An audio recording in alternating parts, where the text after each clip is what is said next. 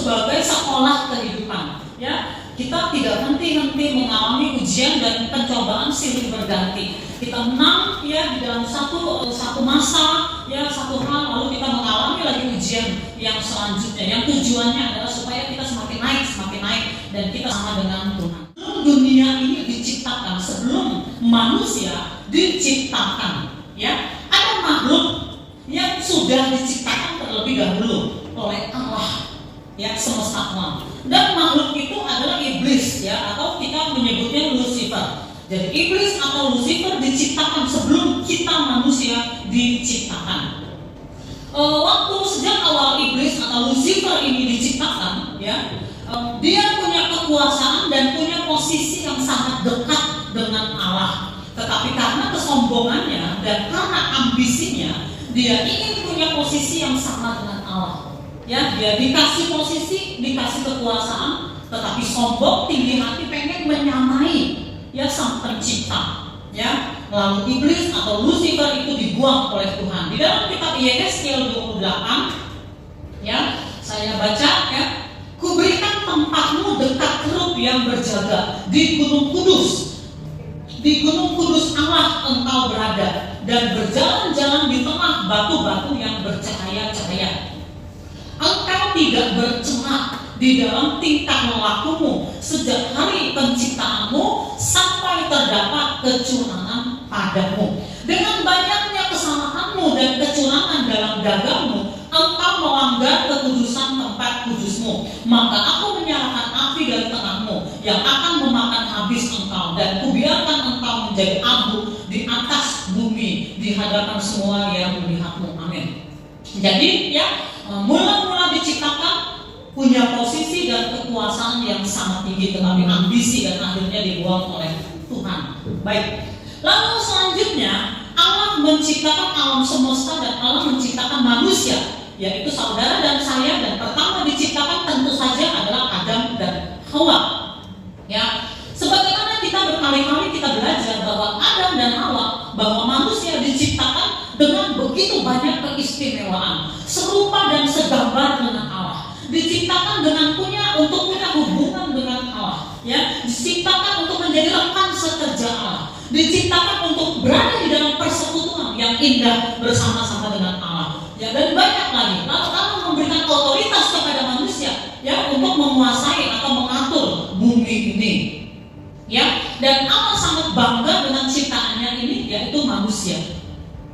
Tetapi iblis atau Lucifer ini tentu saja tidak suka dengan ciptaan yang baru ini, yaitu manusia. Jadi Lucifer berusaha untuk menjatuhkan manusia. Lucifer ingin membuktikan kepada Allah bahwa manusia yang dibangga-banggakan ini ternyata tidak taat kepada Allah. Lucifer atau setan ingin membuktikan kepada Allah bahwa manusia yang diciptakan segambar dengan Allah di dalam persekutuan dengan Allah, supaya manusia ini menjadi pemberontak. Saudara, setiap ketidaktaatan kepada Allah adalah pemberontakan. Nah, akhirnya Lucifer ini masuklah kepada ular dan kemudian membujuk Hawa. Sebagaimana kita tahu, akhirnya Hawa ini terbujuk, ya, dan kemudian Hawa ini mengajak suaminya yaitu Adam. Jadi manusia pertama, Adam dan Hawa, jatuh ke dalam dosa. Di dalam kitab Kejadian 3 ya, ayat 2-4, lalu sahut perempuan itu kepada ular itu, buah pohon-pohonan dalam taman ini boleh kami makan, tetapi tentang buah pohon yang ada di tengah-tengah taman, Allah berfirman, jangan kamu makan ataupun raba buah itu, nanti kamu mati. Tetapi ular itu berkata kepada perempuan itu, sekali-kali kamu tidak akan mati, sekali-kali kamu tidak akan mati. Yang artinya ular berkata, jangan percaya kepada Allah, jangan percaya kepada Allah. Lalu selanjutnya Hawa mempercayai setan, mempercayai iblis, ya. Lalu Hawa mengajak Adam dan mereka makan buah yang dilarang. Jadi manusia jatuh ke dalam dosa. Ciptaan Allah, yaitu manusia yang dibangga-banggakan oleh Allah, tetapi jatuh, memberontak kepada Allah, lebih percaya kepada iblis di taman itu. Bapak Ibu, saya mengajak saudara semua atau berimajinasi kembali kepada masa itu. Pada saat itu terjadi, maka iblis atau Lucifer tertawa. Pada saat itu iblis atau Lucifer tertawa, mentertawakan Allah. Mereka bangga, dia bangga karena manusia lebih taat kepada iblis daripada kepada Allah. Iblis tertawa melihat kejatuhan Adam dan Hawa. Lalu selanjutnya Adam dan Hawa mulai beranak cucu. Manusia semakin banyak di bumi ini sampai kepada zamannya Nuh. Manusia sudah begitu banyak dan dosa bertambah-tambah. Dan orang-orang yang melakukan dosa semakin banyak, bahkan hampir semuanya. Dan Alkitab mengatakan Allah pilu. Ya, Alkitab mengatakan bahwa Allah pilu. Hati Allah pilu melihat kejahatan manusia. Lalu selanjutnya, ya, pada suatu ketika di bumi ini, pada suatu ketika ada seseorang yang bernama Ayub. Ayub sangat menghormati Tuhan, dia sangat taat kepada Tuhan. Dia diberkati. Dan dikatakan di dalam kitab Ayub 1 ayat 1, ada seorang laki-laki di tanah Uz bernama Ayub. Orang itu saleh dan jujur. Ia takut akan Allah dan menjauhi kejahatan. Bayangkan, kalau Allah memuji seorang manusia, bayangkan, saleh, jujur, takut akan Allah, menjauhi kejahatan. Allah bangga kepada Ayub. Tetapi iblis ini jalan-jalan berkeliling. Tahukah saudara bahwa sampai detik ini, sampai saat ini memang itu pekerjaan iblis, berjalan-jalan berkeliling. Dan yang dilihatin itu bukan gunung, bukan gedung, bukan barang-barang mewah yang dilihat, bukan pemandangan yang bagus. Yang dilihat adalah anak-anak manusia.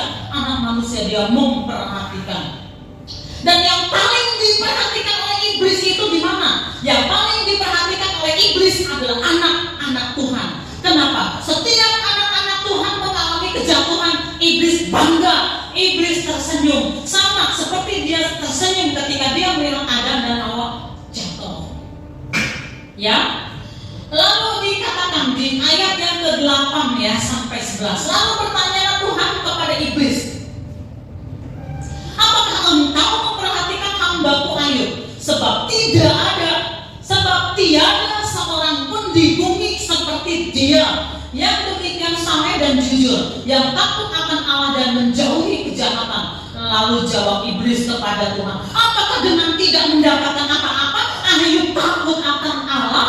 Bukankah engkau yang membuat pagar sekeliling dia dan rumahnya serta segala yang dimilikinya? Apa yang dikerjakannya telah engkau berkati, dan apa yang dimilikinya makin bertambah di negeri ini. Tetapi ulurkanlah tanganmu dan jamahlah segala yang dipunyainya, ia pasti menutupi engkau di hadapanmu. Jadi pendek cerita, Allah bangga dan Allah berkata, lihat, tidak ada yang seperti Ayub yang begitu saleh, jujur, takut akan Allah, menjauhi kejahatan. Lalu iblis nego, dia berkata, dia kan baik, dia kan taat, dia kan hidup kudus, hidup suci, hidup saleh di hadapanmu, karena dia diberkati, kekayaannya banyak, ada pagar perlindungan. Tapi coba sekarang, kalau berkatnya dicabut, kalau dia tidak punya apa-apa, kalau perlindungannya, pagar perlindungan dicabut, kalau engkau tidak memberikan apa-apa kepada Ayub, pengen tahu, kata si iblis, apa dia tetap tidak taat kepada Allah? Apakah tetap dia hidup saleh kepada Allah? Lalu di ayat selanjutnya ya dikatakan bahwa Allah mengizinkan Ayub mengalami pencobaan. Seperti sering kita bahas, pencobaan Allah izinkan, masalah kita diizinkan oleh Allah, kesulitan kita diizinkan oleh Allah, bukan kehendak Allah izinkan. Lalu Allah mengizinkan, lalu mulailah si iblis ini bekerja, ya, hartanya dihancurkan, ya, kekayaannya dihancurkan, kesehatannya dihancurkan, bahkan keluarganya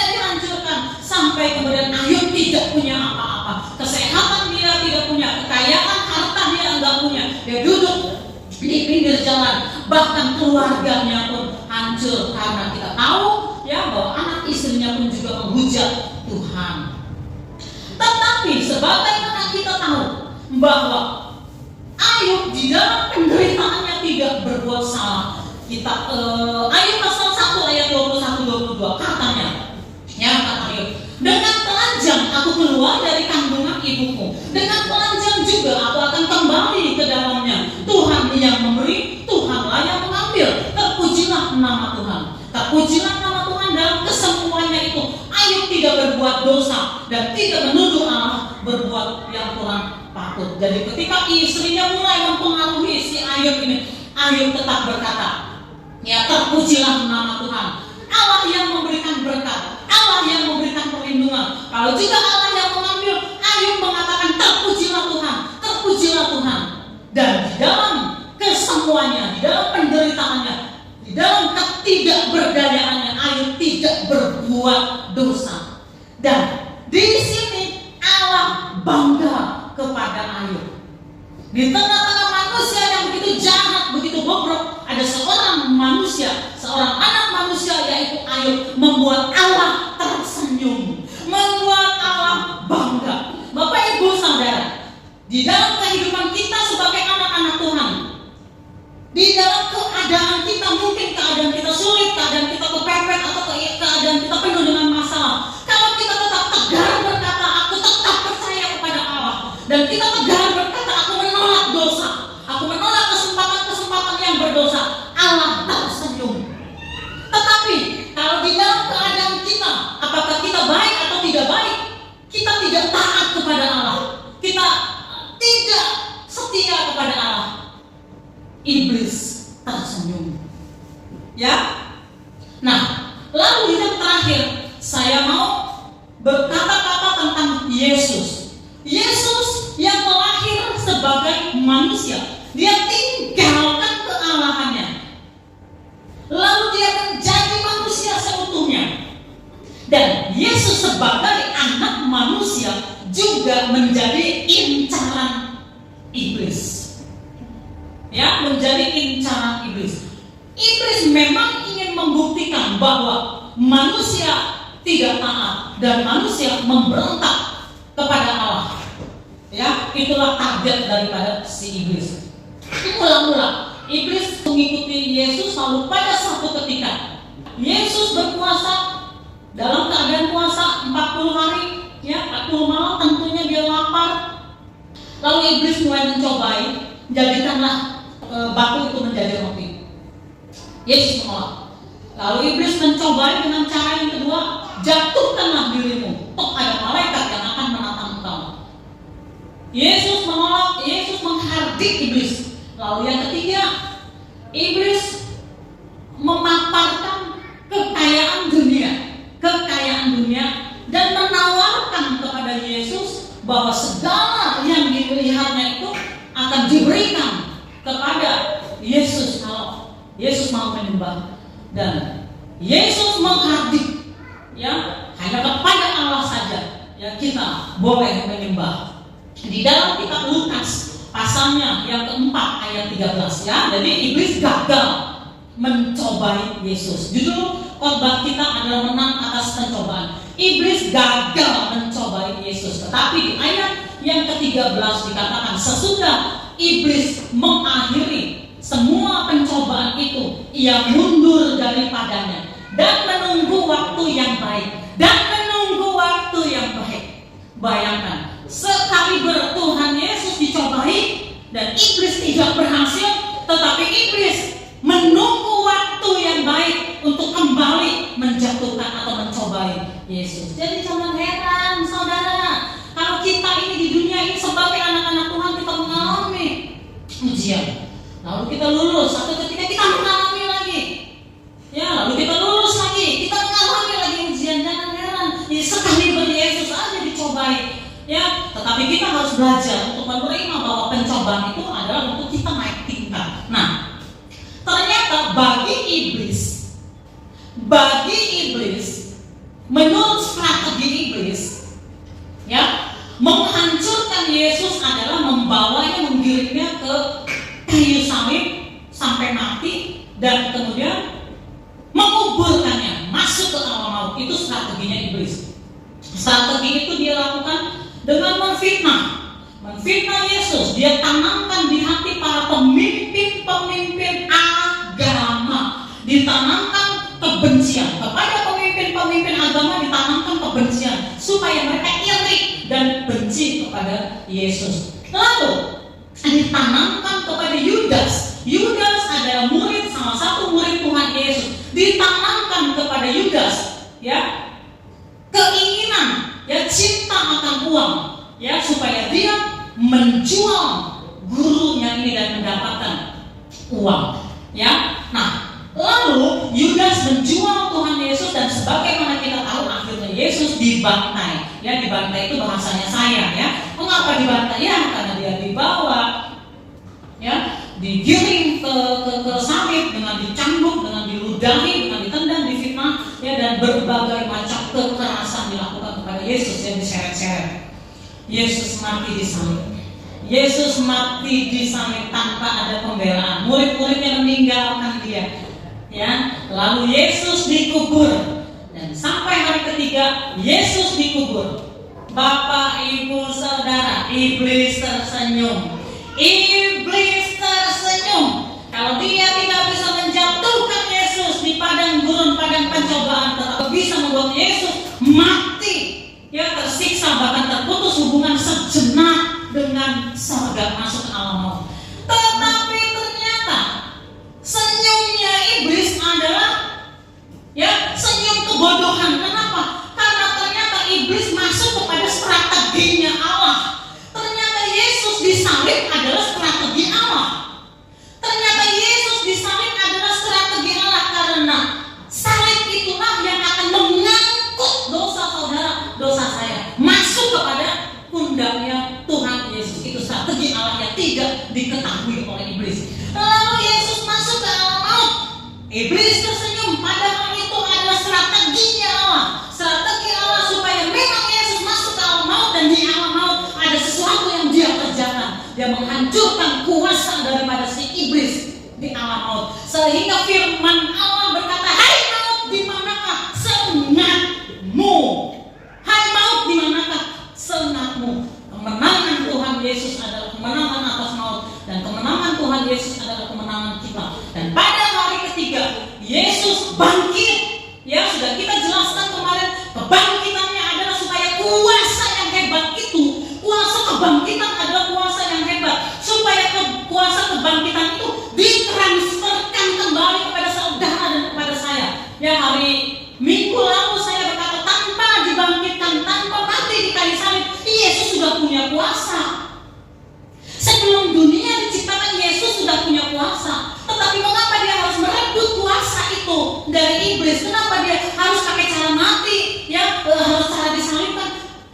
Saya kemarin menjelaskan supaya bisa diestafetkan, diberikan kepada kita kuasa itu. Jadi iblis masuk kepada strategi Allah. Dia tersenyum, dia pikir dia menang, tapi sebetulnya dia sudah dikalahkan oleh strategi Allah. 1 Korintus 2 ayat 8 mengatakan, tidak ada dari penguasa dunia ini yang mengenalnya. Sebab kalau sekiranya mereka mengenalnya, mereka tidak menyalibkan Tuhan yang mulia. Siapa penguasa dunia? Alkitab mengatakan penguasa dunia adalah setan. Tidak ada setan yang mengenal Tuhan Yesus. Mengenal di sini dalam arti tahu, ya, tahu tentang Yesus, tahu tentang strateginya, ya. Tidak ada penguasa dunia yang mengenalnya, yang tahu strategi Allah. Sebab kalau sekiranya mereka tahu, mereka pasti tidak akan menyalibkan Tuhan. Jadi iblis masuk kepada strategi Allah. Bapak, Ibu, Saudara, ya, betapa hebat apa yang dikerjakan oleh Tuhan buat kita, ya. Dan kita tidak perlu membayarnya. Yang harus kita lakukan adalah percaya dan setia, dan terus mengiring Tuhan. Itulah yang harus kita lakukan. Ya, dan karena iblis belum masuk kepada masa penghukuman, saat ini dia masih mencobai, dan dia melihat, dan dia terus mengikuti kita, ingin mencobai kita. Itulah pekerjaan dari si iblis. Karena dia bangga kalau ada anak Tuhan yang jatuh, dia tersenyum. Oleh karena itu kita harus selalu berjaga-jaga. Alkitab mengatakan kita harus selalu berjaga-jaga.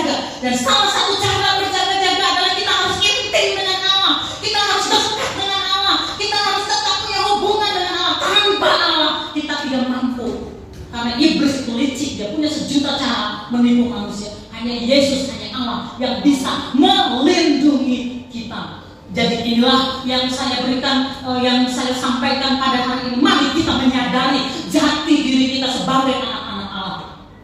Di satu sisi kita adalah anak-anak Allah, kita adalah orang-orang yang menerima janji-janji Allah, menerima kuasa kebangkitan Tuhan itu. Kita adalah anak-anak Tuhan yang dikasihi, ya, oleh Tuhan, dan Tuhan sudah berkorban untuk kita. Ya, Tuhan punya rencana yang besar untuk kita. Tapi di satu sisi kita masih punya musuh yang terus mencoba membocok kita, mencobai kita. Ketika kita taat kepada Allah, Allah tersenyum. Tetapi ketika kita lebih mendengarkan si iblis, kita taat kepada iblis, iblis tersenyum. Bapak, Ibu, Saudara, pilihan ada di tangan kita. Apakah kita ingin membuat Allah tersenyum dan membuat pengorbanan Yesus tidak menjadi sia-sia dalam hidup kita, ataukah kita ingin melihat iblis tersenyum? Pilihan ada di dalam diri kita. Kita tunduk kepala, kita berdoa.